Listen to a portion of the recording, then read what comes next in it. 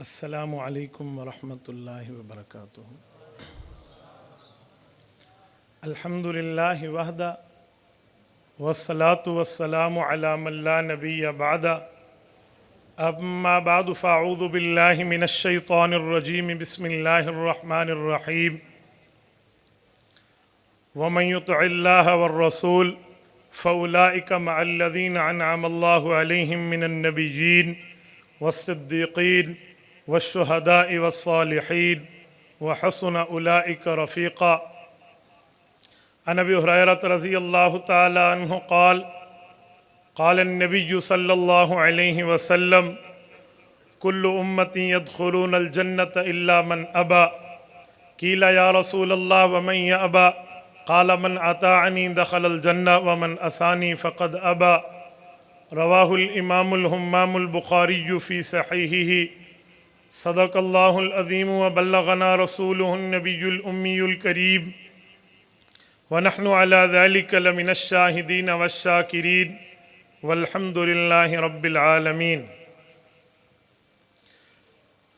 نقش قدم نبی کے ہیں جنت کے راستے، نقش قدم نبی کے ہیں جنت کے راستے، اللہ سے ملاتے ہیں سنت کے راستے۔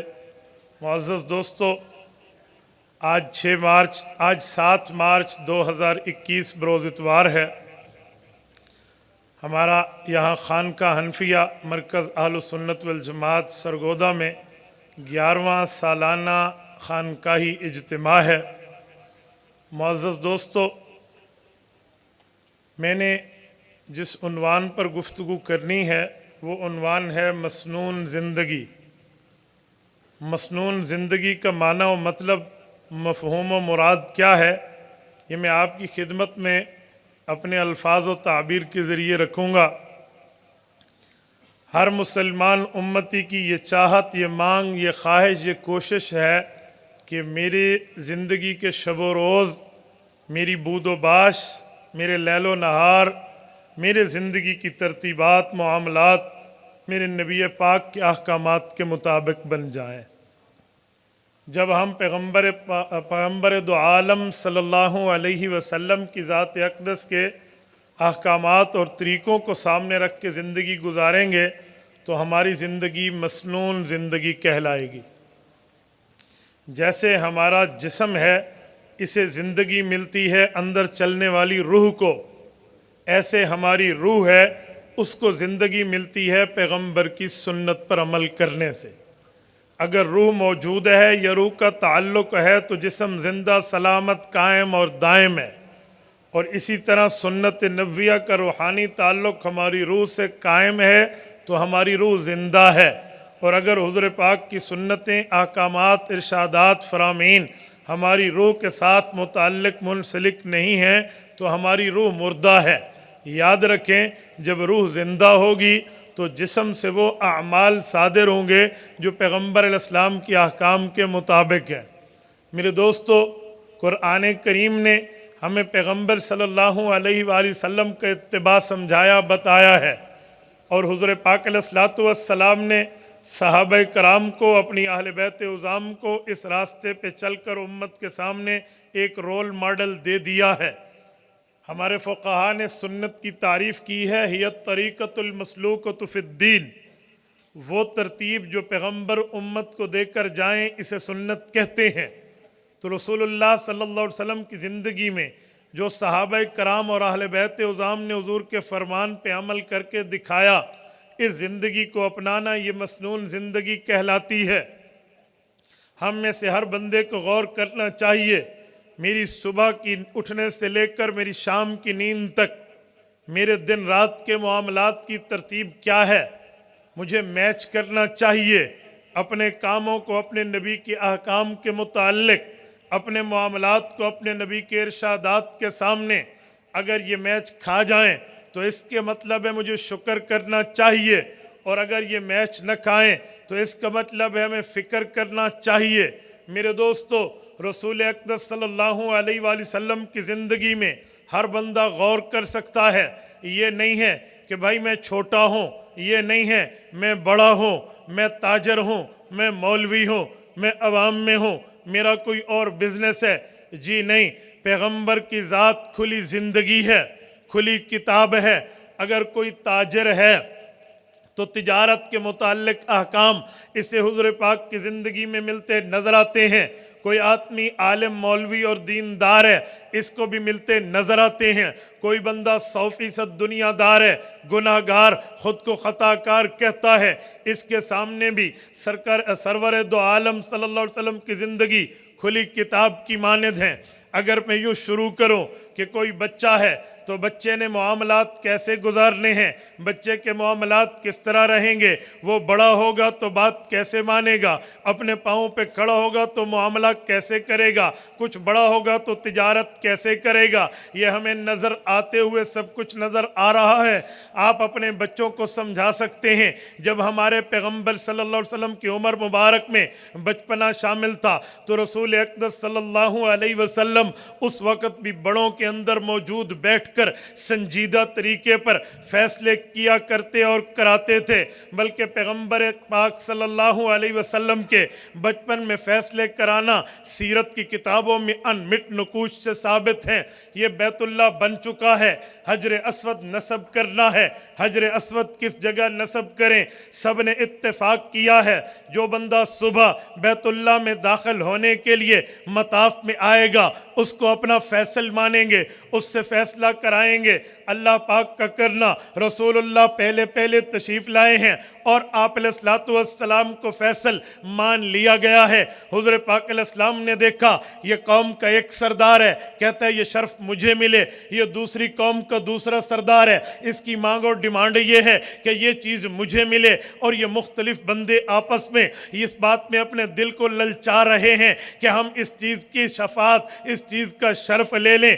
अब क्या किया जाए? रसूल अक़दस सल्लल्लाहु अलैहि वसल्लम ने अपने कंधे से अपनी चादर मुबारक को उतारा है और आप अलैहिस्सलातु वस्सलाम ने खुद हजर अस्वद को उठा के उस चादर पर रख दिया है। चादर पर रख के कहा, जितने सरदारान कौम हो, जितने रुअसाए कौम हो, लीडरान कौम हो, तुम सब आओ, एक एक कोने से पकड़ लो, जिसे कोना न मिले वो एक साइड से पकड़ ले। ये सब उठाएं और जाकर वहीं खाना काबा के साथ जाके रख दें। इन्होंने रख दिया, अल्लाह के रसूल ने उठाकर नस्ब कर दिया। ये पैगंबर अलैहिस्सलातु वस्सलाम का बचपना है। हम अपने बच्चों को बताएंगे, बेटा पैगंबर की ज़िंदगी पे चलना, मसनून तर्ज़ वबूद इख्तियार करना ये कोई मुश्किल नहीं है। पता चला पैगंबर की ज़ात ने बचपन में रहने के बावजूद भी उम्मत को मिलाया है, उम्मत को काटा नहीं है। हम बता सकते हैं, सुना सकते हैं कि बचपन से आपकी आदत मिलाने वाली, बचपन में आपकी आदत जोड़ पैदा करने वाली, बचपन से आपकी आदत इत्तेहाद और इत्तेफाक की मंजिल की तरफ गामजन होने वाली ये होनी चाहिए। बल्कि इससे थोड़ा आगे बढ़ें, हुज़ूर पाक अलैहिस्सलातु वस्सलाम की ज़िंदगी में तुज्जार को अपनी ज़िंदगी के असबाक भी मिलते नज़र आ जाएंगे। अल्लाह के रसूल सल्लल्लाहु अलैहि वसल्लम हैं, अब्द मुनाफ चाचू हैं, हज़रत अबू तालिब इनके वास्ते से बात पहुंची है। खुवैलिद की बेटी खदीजा ये बड़ी बिजनेसमैन है और इसकी तिजारती काफिले लोग लेकर आया और जाया करते हैं, लेकिन कुछ अरसे से उसको 2 नंबरों के साथ वास्ता पड़ गया है। जो जाता है वो माल खा जाता है, कमीशन हड़प कर जाता है और प्रॉफिट जेब में रखता है, 2-4 टके आकर देता है। मई साहबा हमने ये बेचा, बस यूं नुकसान यूं फायदा हुआ, इस तरह के मामलात हैं। उसकी नजर इंतखाब गई है मक्का मुकरमा के सादिक और अमीन पर। अल्लाह के रसूल सल्लल्लाहु अलैहि वसल्लम गए हैं,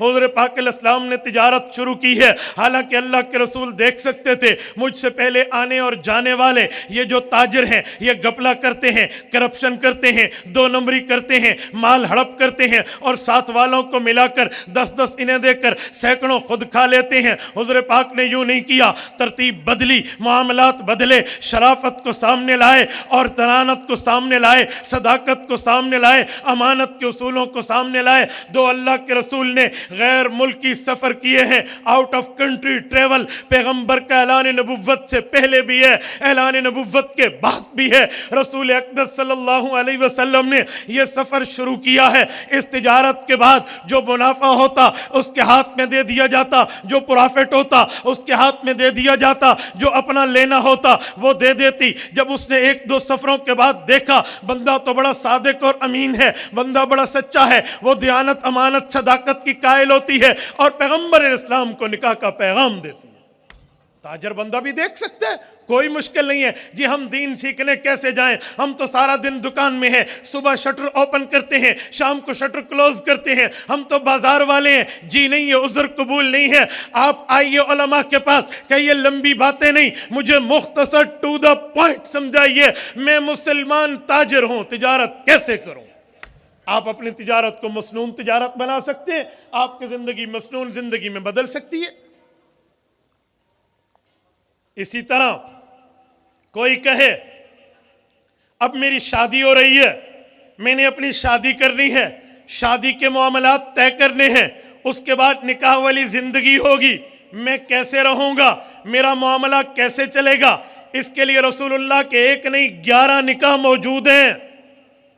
وہ شادی کی ترتیبوں یہاں سے دیکھ سکتا ہے، شرافت کو دیکھ سکتا ہے، امانت و صداقت کو دیکھ سکتا ہے، دیانت و عدالت و ثقافت کو دیکھ سکتا ہے، دینداری کو دیکھ سکتا ہے۔ جب ہم یہ بات کریں گے لوگ کہیں گے ہمارا مطمع نظر تو شادی میں پہلے حسن و جمال ہوتا ہے، خوبصورتی ہوتی ہے، ہم نظر اس پہ کرتے ہیں۔ میں نے کہا جی نہیں بابا، آپ نے دیکھنا ہے ہم نے شادی کیسے کرنی ہے۔ آؤ مشکات کھولتے ہیں، جلد نمبر 2 کھولتے ہیں، کتاب النکاح کھولتے ہیں۔ حضرت ابو ہریرہ فرماتے ہیں رضی اللہ عنہ، میری شادی تیار ہونے لگی، میں نے اپنی والدہ سے مشورہ کیا، میں اللہ کے رسول کی خدمت میں آیا، یا رسول اللہ میں نے شادی کرنی ہے، اگر آپ کچھ ارشاد فرما دیں گے شادی کیسے ہوتی ہے، نکاح کی ترتیبیں کیا ہے، کسے راجے رکھوں، کسے مرجو رکھوں، کسے فرسٹ پوائنٹ رکھوں، کسے بات میں رکھوں، آپ بتا دیں گے، میرے لیے بہت بڑی کرم فرمائی ہو جائے گی۔ اللہ کے رسول نے فرمایا ابو ہریرہ یہ بھی بات سن لے، تنکح المرأۃ لاربعین لمالها لحسبها لجمالها لدینها فاظفر بذات الدین۔